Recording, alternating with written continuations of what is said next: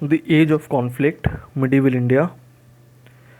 The Rajput States, page number 37. The rise of a new section called the Rajputs and the controversy about their origins have already been mentioned. With the breakup of the Pratihara Empire, a number of Rajput states came into existence in North India.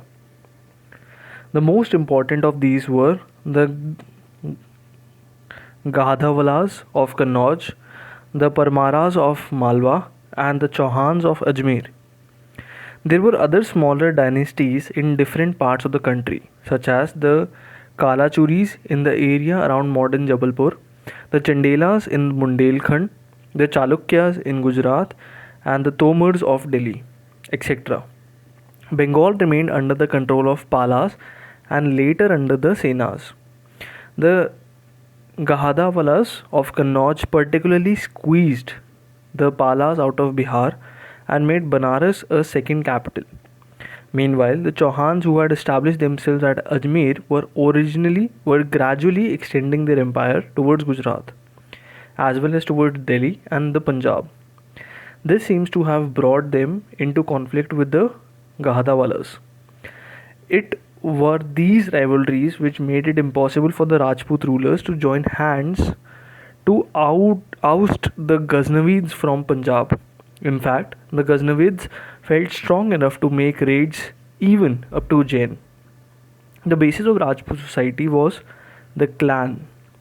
Every clan traced its descent from a common ancestor, real or imaginary. The clans generally dominated a compact territory. Sometimes these settlements were based on units of 12, 24, 48, or 84 villages.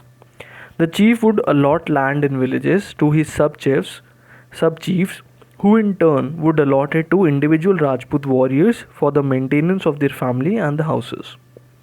Attachment to land, family, and honor was a characteristic of Rajputs. Each Rajput state was supposed to be ruled over by the ruler in conjunction with his chiefs, who were generally his blood brothers. Though their fiefs were supposed to be held at the pleasure of the ruler, the Rajput notion of sanctity of land did not permit their resumption by the ruler, except in special circumstances such as rebellion, absence of an heir, etc. The Rajput organization of society had both advantages and disadvantages. One advantage was the sense of brotherhood and egalitarianism which prevailed among the Rajputs. But the same trait made it difficult to maintain discipline among them. Feuds, which continued for several generations, were another weakness of the Rajputs. But their basic weakness was their tendency to form exclusive groups, each claiming superiority over the others. They were not prepared to extend the sense of brotherhood to non-Rajputs. This led to a growing gap between the Rajput ruling groups and the people, most of whom were non-Rajputs. The Rajputs form only about 10% of the population in Rajasthan even today. The proportion of the Rajputs to the total population of the areas they dominated could not have been higher during 11th and 12th centuries. The Rajputs treated war as a sport. This and struggle for land and cattle led to continuous warfare among the Rajput states. The ideal ruler was one who led out his armies after celebrating the Dashera festival to invade the territories of his neighbors. The people, both in the villages and the cities, suffered the most from this policy. Most of the Rajput rulers of the time were champions of Hinduism, though some of them patronized Jainism. They gave rich donations and grants of land to Brahmins and the temples.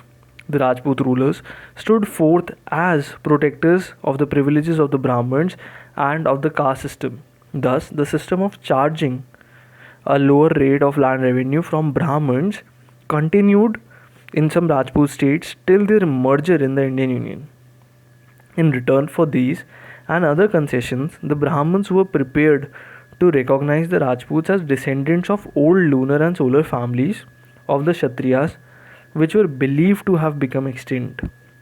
The period after the 8th century, and particularly between 10th and 12th centuries, may be regarded as marking a climax in temple building activity in North India. Some of the most magnificent temples that we have today can be traced back to this period. The style of temple construction which came into prominence was called Nagara. Though found almost all over India, the main centers of construction in this style were in North India and the Deccan. Its main characteristic feature was the tall curved spinal roof over the chief deity room called the Garbhagriha or the Deol.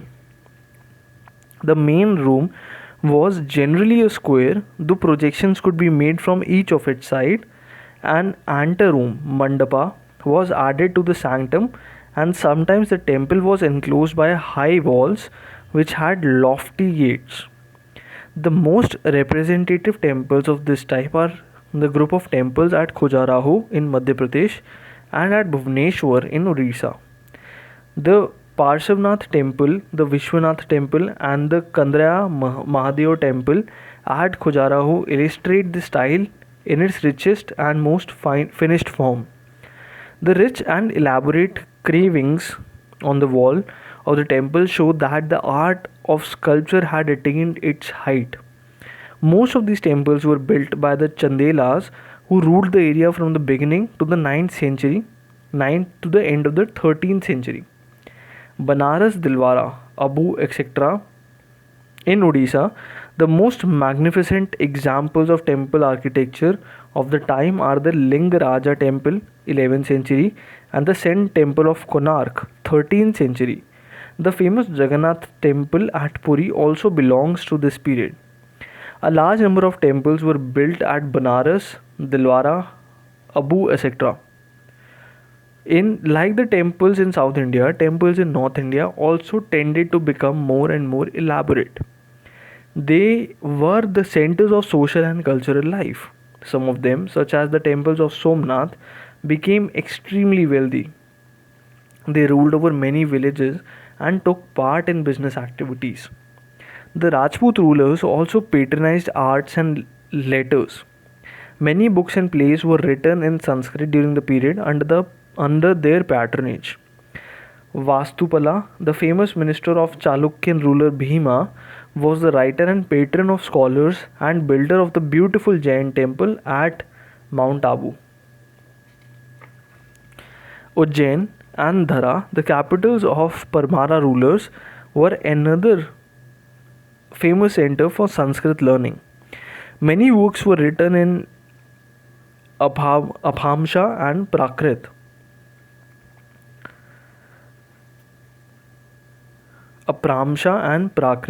Which represented the languages of the region. The Jain scholars made significant contributions in this direction. The most famous among them being the Hema Chandra, who wrote both Sanskrit and Aprabhamsha. With the revival of Brahmanism, Sanskrit supplanted Aprabhamsha with Prakrit among the upper classes. However, literature in these languages, which were nearer to the spoken languages, continued to be produced. The modern North Indian languages such as Hindi, Bengali, and Marathi began to emerge out of these popular languages during this period. The Turkish conquest of North India. After the Ghaznavid conquest of Punjab, two distinct patterns of relation between the Muslims and the Hindus were at work. One was the lure of plunder, which resulted in raids into the Gangetic Valley and the Rajputana by successors of Mahmud. The rulers of Rajput states put up a stout resistance against these raids and won victories against the Turks on a number of occasions. But the Ghaznavid state was no longer a very powerful state, and the gaining of a number of victories against its local battles only made the Rajput rulers more complacent. At the second level, Muslim traders were allowed, even welcomed in the country, since they helped in strengthening and augmenting India's trade with Central and West Asian countries, and thus increasing the income of the state. Colonies of Muslim traders sprang up in some of the towns in North India. In the wake of these came a number of Muslim religious preachers called Sufis. The Sufis preached the gospel of love, faith, and dedication to one God.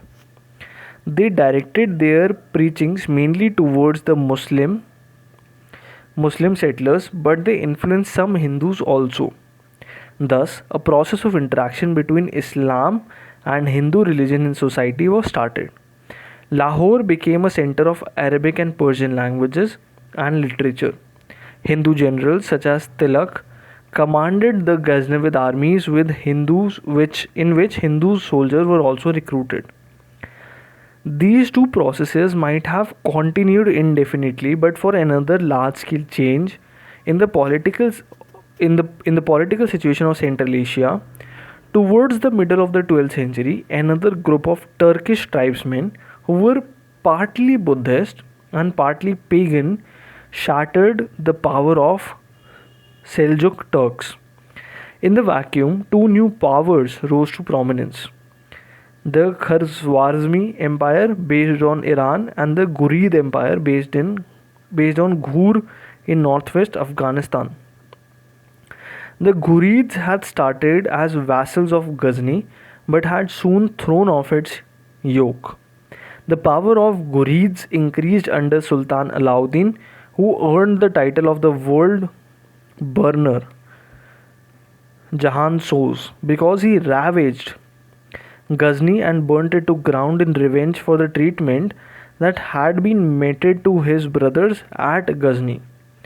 The rising power of the Khwarezmi Empire severely limited the Central Asian ambition of the Ghurids.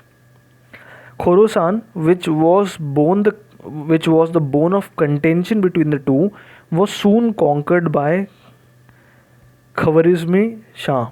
This left no option for the Ghurids but to look for expansion towards India. Thank you everyone for tuning in. In the next part, we'll start with the next paragraph on page number 41 that starts with in 1173. Do stay tuned and all the best for exams. Do share and subscribe the channel for more videos like this and keep supporting us. Thank you everyone.